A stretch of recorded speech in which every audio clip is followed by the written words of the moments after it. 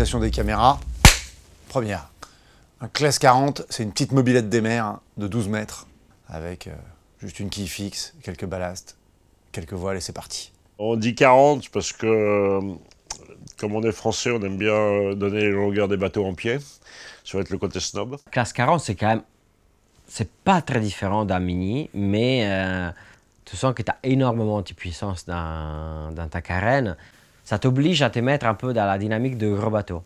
Ce bateau, c'est soit un ennemi, soit un ami. En tout cas, c'est quelque chose qu'il faut savoir apprivoiser. C'est safe, parce qu'il y a un quai avec le bulbe, pas comme les Ocean 50, donc c'est safe. Donc tu peux pousser le bateau, tu peux essayer le truc, tu peux pousser soi-même, presque sans risque. Ça ne nécessite pas de 4 Zodiac et 10 personnes pour sortir du port, donc ça permet encore d'être assez agile dans l'utilisation, dans les entraînements, etc. 40 pieds, donc à peu près 12 mètres, 4 tonnes et demie, un mât de 19 mètres. C'est juste la limite humaine.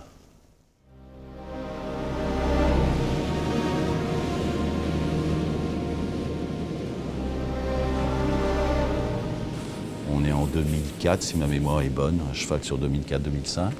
J'écrivais peut-être un peu plus que maintenant. Je me souviens avoir écrit un édito où je m'en prenais à rêver de course océanique et sur un 40 pieds. J'ai rencontré des gens qui étaient intéressés par cette taille de bateau. Et les premières réunions pour bâtir un règlement, une règle de classe, sont passées à la maison. Participer à ces réunions des architectes, quelques propriétaires en puissance. Mais l'idée, c'était de faire simple, très simple. Il fallait que la règle tienne en une page.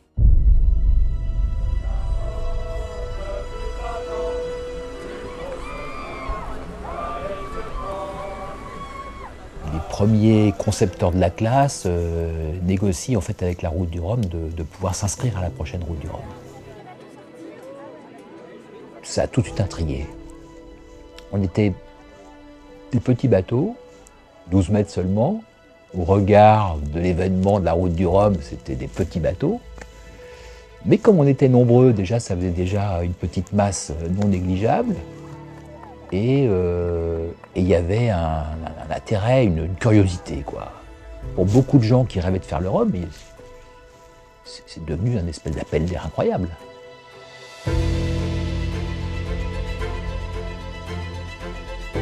La recherche de la classe 40, c'était en fait de trouver quel était le bon bateau océanique qui pourrait permettre de faire quasiment le même programme que ce que faisaient les 60 pieds Open, qui sont devenus les IMOCA, mais sans atteindre à la fois les prix et en même temps en restant techniquement à peu près abordable. L'idée de faire une série, malgré tout prototype, mais encadrée, avec une jauge restrictive, ça permettait de faire des bateaux pas chers, donc du coup ça donnait accès pour des petites entreprises qui s'intéressaient à la course au large mais qui n'avaient pas les moyens de faire des gros bateaux, de participer à des grands événements.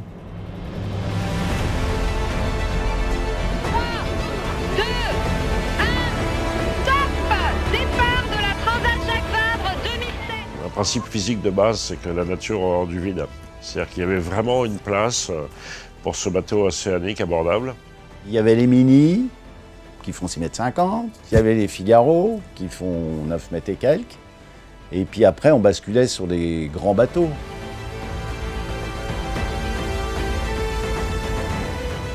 Les partenaires se sont aperçus que finalement on pouvait faire quasiment la même chose que les gros bateaux. La seule différence, c'est qu'avec la classe 40, les invités, clients, fournisseurs, prospects ou collaborateurs, ils ont un peu moins l'impression que c'est eux qui payent le bateau parce que tout le monde voit que c'est un bateau qui est raisonnable.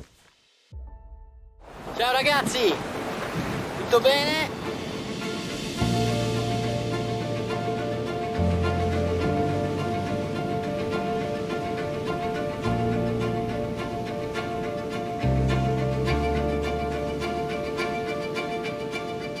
Dès le départ, ça a été une classe qui était très internationale. Non seulement au niveau des skippers, mais aussi au niveau des architectes, des chantiers. C'est-à-dire qu'on a eu des bateaux qui ont été construits en Afrique du Sud, aux États-Unis, en Nouvelle-Zélande. Il y a quelques skippers qui ont cru vraiment à la classe 40 et qui ont pris conscience que pour faire un résultat, il fallait faire un bateau spécialement adapté à la jauge de classe 40. Giovanni Soldini, qui a été un grand acteur de la classe 40.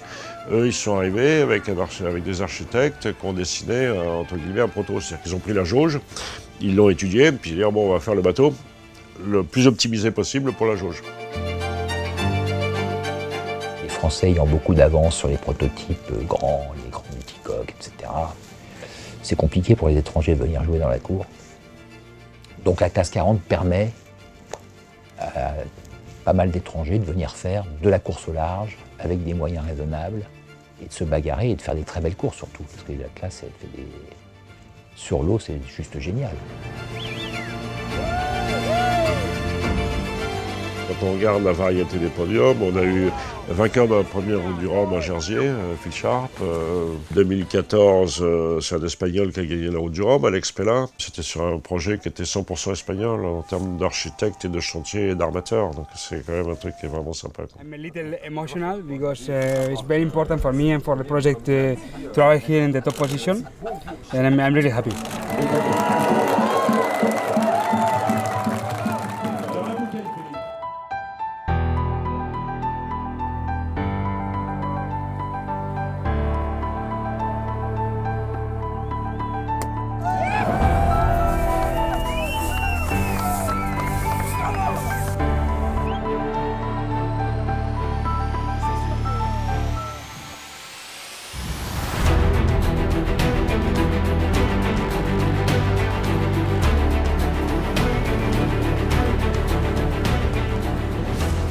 On a commencé à avoir des coureurs qui avaient vraiment compris que la classe 40, ça avait de la valeur. C'était une sacrée marche, quoi.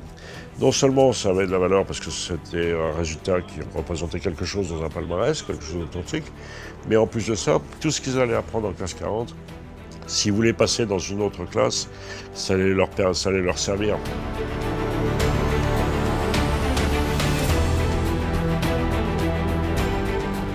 Elle a bouché un trou, la classe 40, elle a bouché un trou béant, dans lequel aujourd'hui des dizaines de marins qui se sont engouffrés, quoi. La classe 40, c'est un skipper, un préparateur et des dizaines de jours sur l'eau à régater, à s'entraîner. Les carmes est déjà un peu des paquets qui s'étaient faits juste après le départ.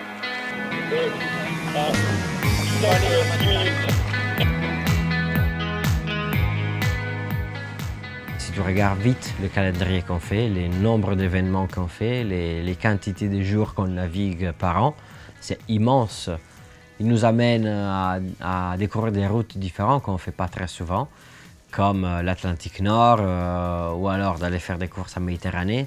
Je trouve que la course au large, même si ça professionnalise toujours plus, tu vois, c'est quand même super important de garder un peu un esprit aussi de voyage, de découverte, parce que voilà, si on a ce sport, c'est aussi grâce à cet esprit-là. Mon prédécesseur Alvard a toujours dit que les courses qui fonctionnaient étaient des courses qui avaient du sens. On sait qu'il y a 2-3 grandes courses qui sont des piliers de la course au large, enfin en tout cas 2, la Route du Rhum et la Transat Jacques Vabre. Un troisième qui était la Québec-Saint-Malo. Et puis après ça, nous on organise autour de tout ça d'autres épreuves qui sont un peu plus spécifiques à la classe. La Normandie de Challeres qui aujourd'hui est devenue un espèce de rendez-vous incontournable en Manche, assez engagé et qui se tient parfaitement. Et puis cette course des Sables-Horta qui est une espèce de demi-transat peu coûteuse, placée à une période au mois de juin qui permet aux gens qui travaillent aussi d'y participer. Le côté départ des sables, aller sur une île, se retrouver tous ensemble, et puis repartir et revenir. Donc il y a un voyage, il y a une course, il y a des gens, enfin, il y a quand même un peu tous les ingrédients pour que ça soit vraiment un truc sympa, quoi. Pour moi, la Normandie Channel Race, c'est la plus belle course du calendrier. Ouais. Ça, c'est une course qui, à chaque fois que je l'ai courue, était super intéressant, donc qui n'est pas vraiment sur un format transat. Là, c'est plus solitaire du Figaro, plus technique, dans le courant, dans des petits tronçons, beaucoup de suspense et de retournement de situation. On a fait le Normandie Channel Race et la Caron-Melin et le Ironman Race. Ça peut être un peu extrême. Tu peux être peur. Je crois que tout le monde a vraiment l'envie que tous les autres passent une bien belle course aussi. J'avais jamais l'impression que j'étais toute seule aux courses. Tu es comme en famille et tu peux voir les trackers et tu connais bien qui est autour de toi. Même si c'est quelqu'un normalement plus vite, tu peux ah oui, on est là. Tu peux peut-être battre ou pas, donc c'est toujours intéressant, c'est toujours un jeu. À chaque course, c'est très très stimulant. C'est-à-dire qu'à chaque fois que je prends une ligne de départ, je ne sais absolument pas qui va pouvoir mener la course, est-ce que je vais réussir à être dans le paquet de tête ou pas. Enfin, à chaque fois, il faut tout donner. Ouais, chaque départ, c'est presque comme mon premier départ. Et le problème du classe 40, c'est que c'est un truc qui est addictif. C'est-à-dire que quand vous êtes picousé à ce truc-là, pour revenir sur des supports un peu plus normaux, entre guillemets, enfin, c'est pas des bateaux anormaux, mais c'est quand même compliqué. Et je comprends maintenant complètement les gens qui passent du classe 40 à l'IMOCA, et puis c'est toujours, on est picousé à ce truc-là, quoi. Et puis, à chaque fois qu'on vient d'une transat, on dit c'est bon, j'ai terminé, et puis boum, on repart dans le truc, quoi. C'est quand même, ça c'est un peu compliqué. C'est une sale drogue, enfin non, c'est une saine drogue en réalité.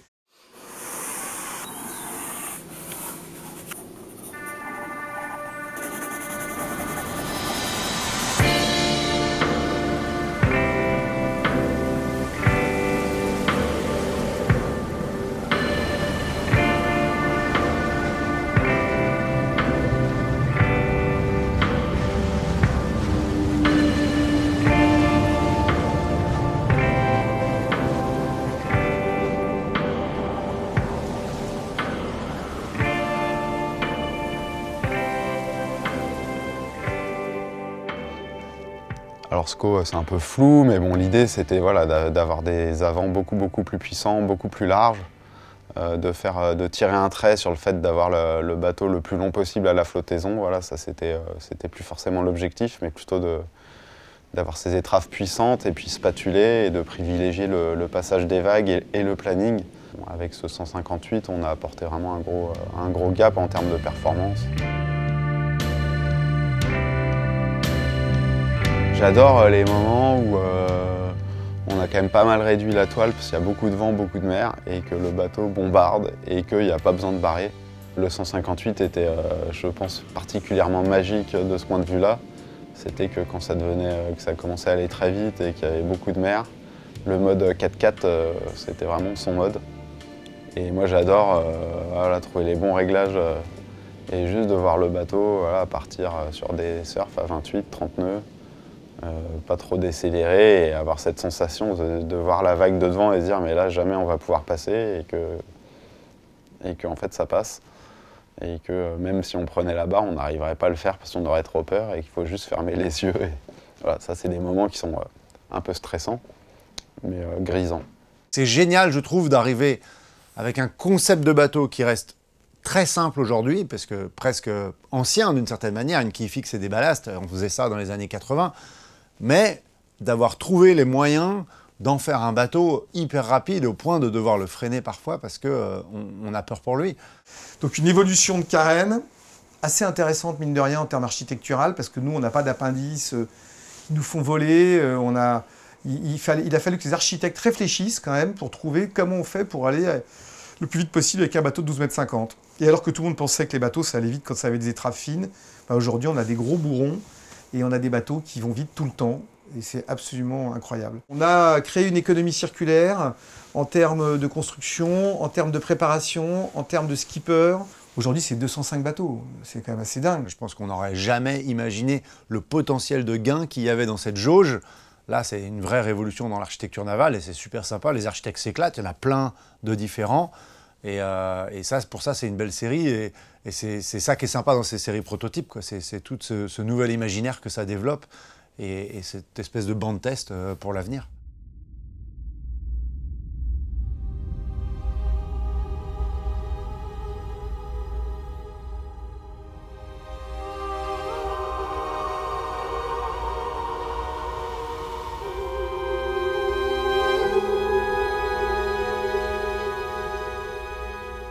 Le truc pour moi que j'ai pas réalisé avant, c'était la puissance avant le départ.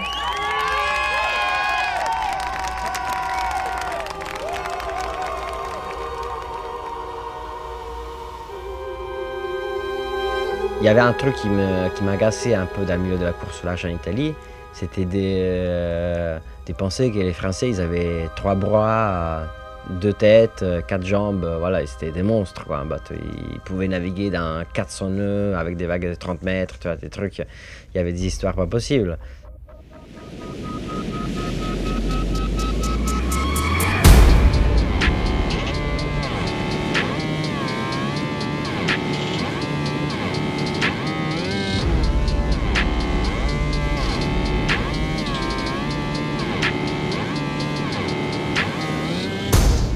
Passé aux yeux, on va dire, des grands coureurs, du public, du bateau vraiment d'accès pas très rapide, pas très fun, machin, à des mobylettes de course hyper respectées. Ça a fait des jaloux, il paraît. Le niveau sportif est monté incroyablement. On retrouve que des champions à la barre des bateaux. Des 10-15 premiers, là, ils ont quand même tous des palmarès déjà. Vainqueur de la solitaire, vainqueur de ceci, vainqueur de cela. Donc on a quand même un très très gros niveau de régate. Et les bateaux naviguent à vue, très souvent, la plupart du temps. Ils se voient, ils se croisent, ils se jaugent, ils s'entraînent vers la performance. Parce qu'il y a de la concurrence, parce que le niveau est très fort. Donc ouais, c'est un très beau challenge. C'est une classe où, voilà, on l'a dit, sportivement, elle n'a rien à envier à aucune autre classe. Pour moi, elle se suffit à elle-même. Est-ce qu'il faut toujours rêver forcément de plus gros, plus cher et plus rapide? Enfin, moi j'estime que voilà, ça peut être une finalité de faire du classe 40. Enfin, c'est pas forcément débuter la course au large, c'est le classe 40. Non, ça peut être faire de la course au large en classe 40, voilà, tout simplement.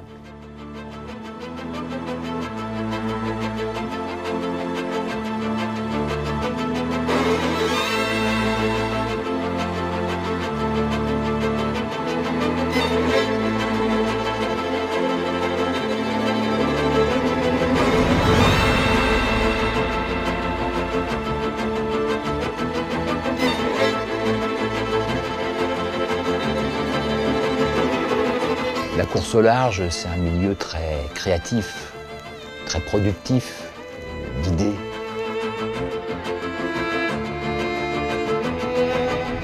Notre course, c'est quand même incroyablement dans l'air du temps.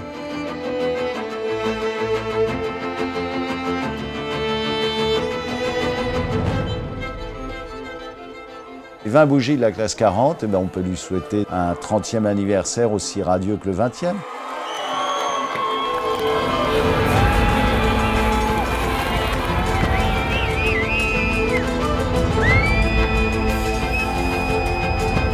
Ce que je lui souhaite, c'est qu'elle me surprenne, comme elle a surpris plein de gens.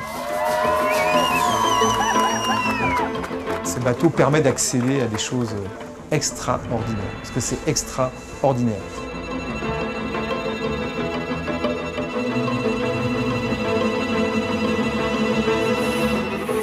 Joyeux anniversaire et puis surtout bravo à ceux qui ont fondé, qui ont créé cette classe. Bon anniversaire la classe!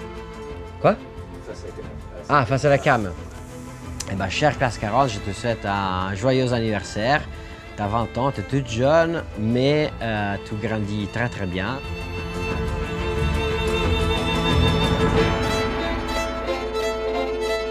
Rome, c'est pas fait en un jour. La classe 40, elle s'est fait en 20 ans. Oui.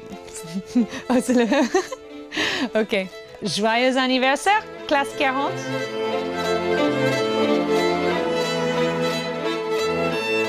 Bon anniversaire à la classe 40, merveilleuse classe 40.